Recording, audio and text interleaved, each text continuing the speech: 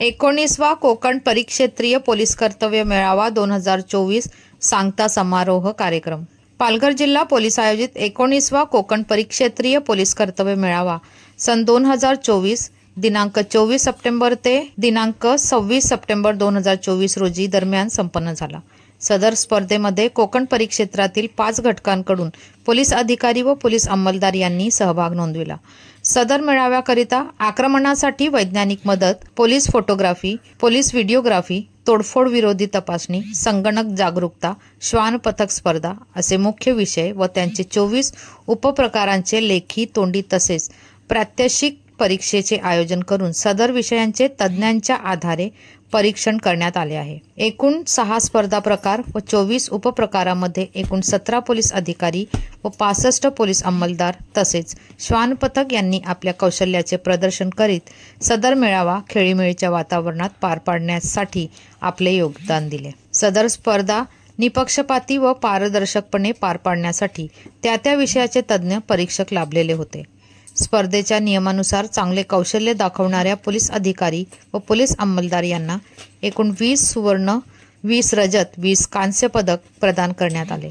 त्यापैकी पालघर पोलीस दलातील पोलीस अधिकारी व अंमलदार यांनी देदीप्यमान कामगिरी करत एकंदरीत 6 मुख्य विषयांमध्ये पदकांची लयलूट करीत आपल्या नावावर 10 सुवर्ण, 8 रजत व 9 कांस्य अशा एकूण 27 पदकांचं पदक तालिकेत प्रथम स्थान प्राप्त करून सर्वसाधारण विजेतेपदावर आपले नाव कोरले। त्यापाठोपाठ सिंधुदुर्ग जिल्हा 6 सुवर्ण, 5 रजत व 2 कांस्य असे एकूण 13 पदकांसह दुसरे स्थान, तर रत्नागिरी जिल्ह्याने 1 सुवर्ण, 4 रजत व 5 कांस्य असे एकूण 10 पदक पटकावत तिसरे स्थान प्राप्त केले। ठाणे ग्रामीण व रायगड या जिल्ह्यांनी अनुक्रमे 6 व 4 पदकांसह चौथे व 5वे स्थान प्राप्त केले। सर्व पदक विजेते यांना गोविंद बोडके, जिल्हाधिकारी पालघर, बाळासाहेब पाटील, पोलीस अधीक्षक पालघर यांचे हस्ते पदक व प्रशस्ती पत्र देऊन त्यांचा गौरव करण्यात आला व सर्वसाधारण विजेतेपद प्राप्त केलेल्या संघास प्रशस्त ट्रॉफी प्रदान करण्यात आली। तदनंतर सदर स्पर्धा निपक्षपाती व पारदर्शकपणे पार पाडण्यासाठी सहयोग करणाऱ्या सर्व परीक्षकांना सन्मानचिन्ह देऊन त्यांचे आभार व्यक्त केले।